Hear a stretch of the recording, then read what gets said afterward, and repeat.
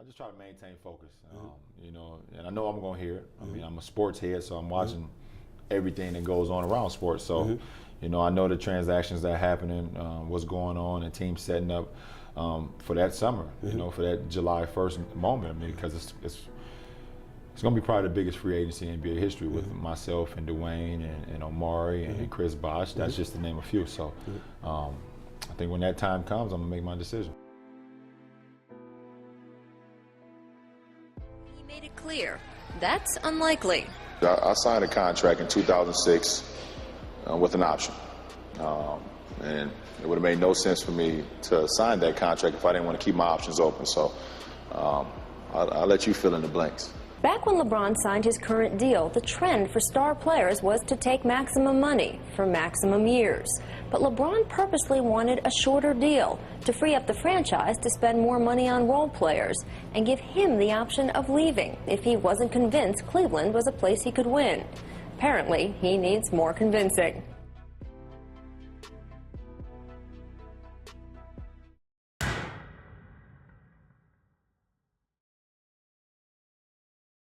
You've done free agency.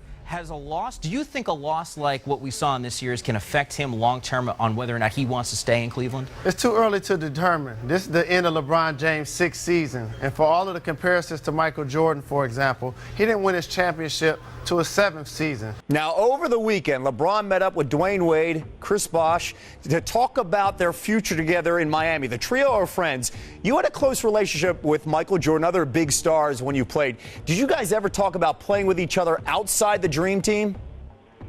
No, because I think if LeBron James, who I think is the best player in the NBA, if he's going to go down as a legend, I think he has to win the championship by himself. LeBron James will announce what NBA team he will play for Thursday night, but not in a traditional press conference. The reigning NBA MVP will announce his future plans during a 1-hour special on ESPN at 9 o'clock Thursday. Still not totally sure what it's going to be, but hopefully it's here with the New York Knicks. He's in a tough situation right now where he could go anywhere they want to go. Everybody's doing the same thing together. You got Dwayne and Chris that join together. So it's a lot of temptation out there, but like I said, I'll never know what he's going to do, but the city will love him. I think we'd have the best starting 5 in the league with him. And I think our point guard, him at the 2, Lou at the 3, me at the 4, Joe at the 5. I think we have the best starting lineup out there on the floor. That goes with Kobe and his team and the big 3 in Boston and D-Wade and Chris as well down in Miami. So that's my pitch to him, that we have the best starting 5 in basketball. He's got to do what makes him happy, period. He's got to do what's best for him and his family. I mean, there's a lot of pressure, a lot of people pulling him one way, pulling him the other way, and trying to make a decision for him. Ultimately, he's just got to go with what's going to make him happy, what's going to make his family happy, and stick to it. You know, we all make our own decisions at the end of the day. So, of course, we would, love for LeBron, to join Miami. Who wouldn't? But at the same time, LeBron is going to make his own decision. And that's a decision that we all will be in front of the TV tomorrow to wait for. The answer to the question everybody wants to know. LeBron, what's your decision? In this fall, man, it's very tough. In this fall, I'm going to take my talents to South Beach and join the Miami Heat.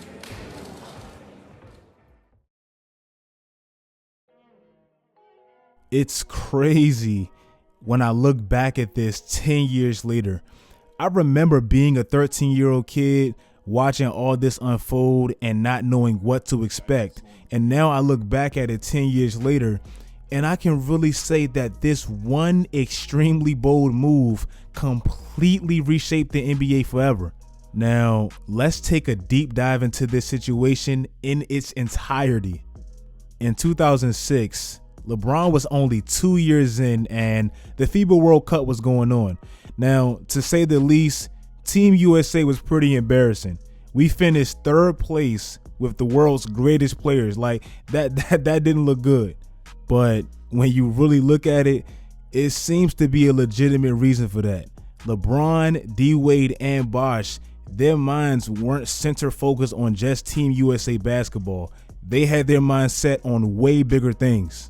All 3 of them, they all knew their contract extensions were coming up, and they knew it was a very good chance of them possibly forming that trio. Now, I don't know this for sure, but it has been heavily reported that LeBron convinced Wade and Bosh to sign 3-year shorter deals as opposed to the standard 5-year max deal so they could all test the market in 2010 and make that thing happen. And the reason I believe this, one thing I know about LeBron, man, he is very, very calculated, and he's always been that way. When he was 18 years old, he turned down $28 million when he signed with Nike because he was always thinking about the bigger picture. Money up front doesn't interest him. He's always thinking about the long-term effect.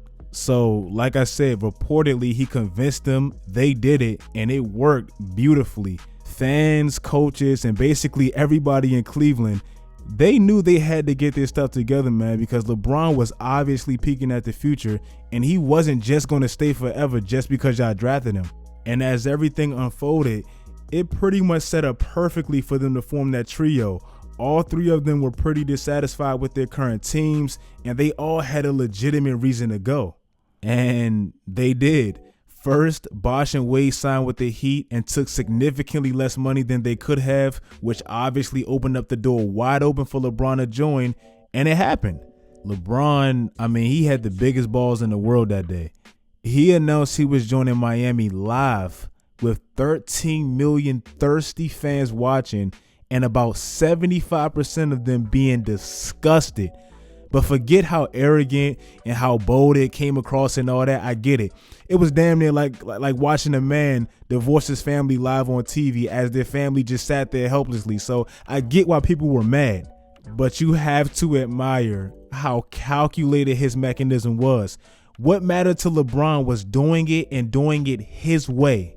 He hosted it at a Boys and Girls Club for charity, so no one can hate on that. And he was really creating the new means for production companies ran by players. He opened the doors for stuff like the Players Tribune, Uninterrupted, that he created, Kevin Durant's Boardroom, Steph Curry's company, All the Smoke, that's the best podcast out. All that stuff wouldn't even exist if it wasn't for LeBron's vision. Like, before this move and all these production avenues that LeBron opened up, there wasn't any such thing as getting to know the players and hearing their own thoughts from their own mouths and all that stuff. All the information we got from players were basically through reporters, and we know they can mix up stories and lie, so we really weren't hearing their truths. The effect of that one move, right or wrong, I don't care what you think about it, but the impact of it, it was just as significant off the court as it was on the court. And to me, that's what matters. Basically, what that move meant was controlling your own destiny. I always hear Steven Jackson, who I admire a lot, he always says, don't let nobody pick up the pen and write your own book. Like, write your own book, write your own story, bro. And I agree with that wholeheartedly. Who is the most clown NBA player ever for never winning a championship? We all know it. Charles Barkley.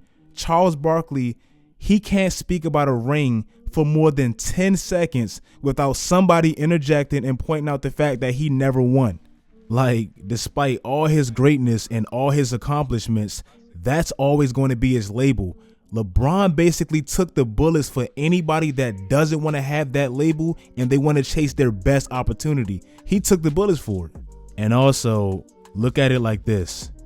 When Kevin Durant chose Golden State, did anyone notice how he did it? He broke the news and gave his own explanation for his decision. Nobody really cared for it because all they cared about was the fact that he joined Golden State, but he ultimately controlled the whole thing. And notice the type of contract he signed when he went to Golden State. Similar to LeBron, he signed a 2-year deal, won 2 championships, re-signed for 2 more years with an option, and then in that second year he opted out, went to Brooklyn, and really controlled his destiny from there. That's the door LeBron opened if you really look at it. When LeBron went back to Cleveland, it was never a forever thing. He made his intentions very, very, very clear. I want to bring this city back a championship, and that's it. He never said I wanted to retire in Cleveland, I want to die a Cavalier. No, he wanted to bring back unfinished business. He wanted to bring that city a championship, and he did, and he dipped. And if you look at the NBA in its entirety, you can pretty much see LeBron's blueprint all over. Kawhi Leonard, he forced his way out of San Antonio, had to play a year in Toronto, which ended up being a blessing. He won them their championship and all that. And then he went to the Clippers, where he always wanted to go. And don't be fooled by his contract. He went to the Clippers, but take a very close look at his deal.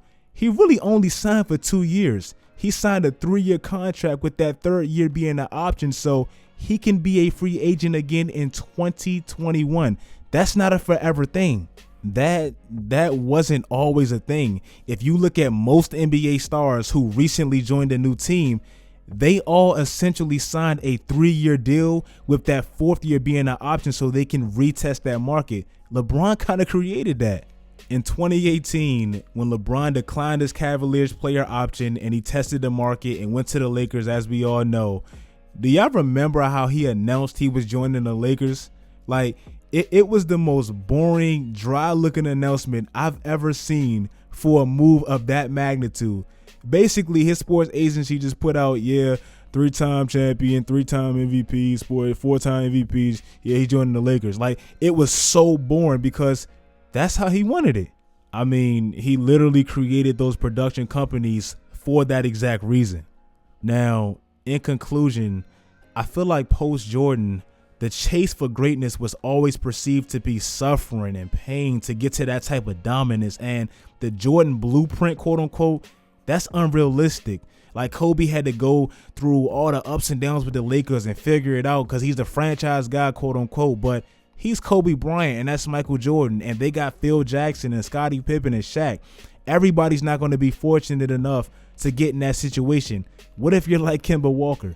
Like what if you're like Kemba Walker? You have to go somewhere else or you're going to rot in your career with one team. I feel like Bron took the bullets for a lot of those type players. So 10 years later, when I look at players like Kawhi Leonard, Kevin Durant, Jimmy Butler, Kyrie Irving, all these players that chose their own fate and picked new teams and all that stuff, I can appreciate the move and the magnitude of it and what it did for the NBA forever. So that's kind of why I made this video.